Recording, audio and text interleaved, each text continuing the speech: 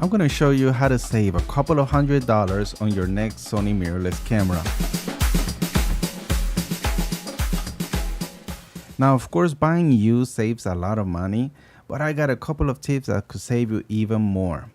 So the first tip is get the Japanese version or the Japan version. I know it sounds scary, it's kanji everywhere, but once you connect to a computer, follow the tutorial. I have a video on how I show you how to unlock the languages in the system menus, and that's it. You got one problem over with. Next thing, you want to look for a camera that has bubbly screens. The dirtier, the better. The more money you'll save. Of course, I also have a video showing you how to replace the screen protector, and it's actually quite easy. After a $20 purchase of a new one, you're all set. I mean, you could find them in eBay, even the authentic one with the Sony mark on it. So really, $20 is nothing compared to the money you save buying used. And after unlocking the settings, and with some elbow grease, cleaning up the camera and putting a new screen protector on it, I got myself a brand new A7S.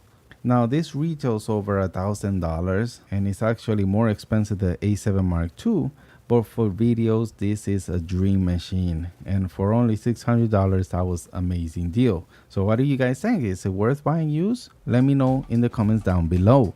Thanks for watching, and if you have any other tips or ideas on how to save money purchasing used items, yeah, put them down on the comments too. Thanks for watching, and I'll see you guys on the next one. Peace.